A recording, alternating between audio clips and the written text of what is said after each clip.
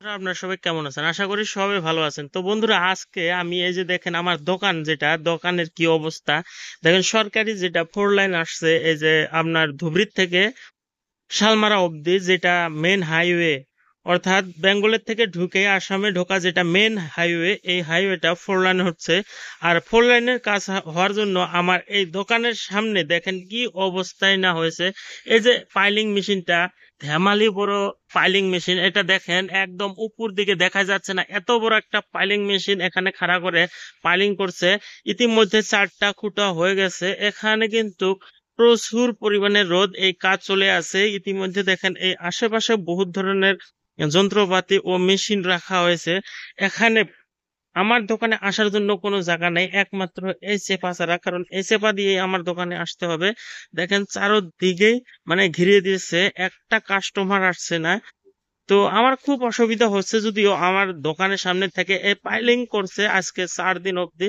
দেখতে খুব ভালো হচ্ছে, কারণ আজকে প্রজন্ম যদিও এই মানে অসুবিধা হয় না, কিন্তু কিছুদিন পরে যখন আমাদের প্রজন্মর যে বাচ্চারা থাকবে, তারা কিন্তু এই 4 লাইন হাইওয়ের উপর দিয়ে যাতায়াতের জন্য খুব সুবিধা হবে। কারণ এই একটা মেন হাইওয়ের উপরে এত প্রচুর পরিমাণে গাড়ি চলাচল করে যে এই গাড়ি চলাচলের জন্য প্রতিদিন 1-2টা করে অ্যাক্সিডেন্ট হয়ে থাকে। কিন্তু আজকের এই রাস্তার কাম চলা শেষ হওয়ার পরে কিন্তু এই রাস্তাতে আর ভিড় হবে না, কারণ 4 লাইনে এত গাড়ি চলাচল করলেও এত ভিড় হবে না, যার জন্য অ্যাক্সিডেন্ট হবে না। কিন্তু এটা একটা বাজার এরিয়া, বাজার এরিয়া হওয়ার জন্য এই জায়গাতে আপনার এটা ফ্লাইওভার হবে, ফ্লাইওভার দেওয়ার জন্যই এখানে পাইলিং করা হচ্ছে।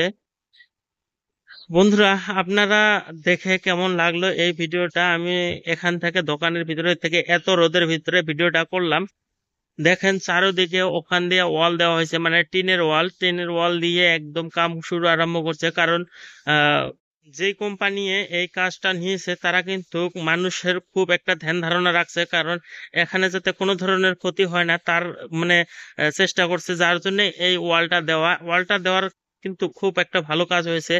আমি সবের থেকে হতভম্ব যে এই বড় একটা পাইলিং মেশিন কিভাবে এখানে নিয়ে আসলো। আর এত বড় দেখেন কত উঁচু একটা পাইলিং মেশিন যে এখানে আরম্ভ করছে। এটা কিন্তু একটা পগল্যান্ডের মতো মেশিন, যেটা দিয়ে রাখা হয়। কিন্তু আমি ভাবি যে এই উঁচু বস্তুটা বম্বুটা আমি ভালো করে জানি না এটাকে কি বলে, কিন্তু আমার ভাষাতে আমি বম্বুই বলছি।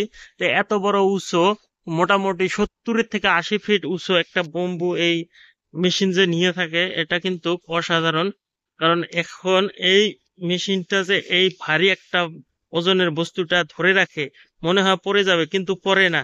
এত শক্তিশালী একটা মেশিন এই বস্তুটাকে মানে ফুটো করার জন্য, মাটির নিচে গর্ত করার জন্য রাখা হয়েছে। এটাকে পাইলিং মেশিন কয়। এই বস্তুটা দেখেন, দেখলেই এত বড় সাইজ, খুব একটা অসাধারণ লাগছে দৃশ্যটা। তো বন্ধুরা, আমি মাঝে মাঝে আপডেট দিয়ে থাকবো আপনাদেরকে, আমি এই দোকানের সামনে থেকে দেব। তো আজকের মতো এখানে সমাপ্ত।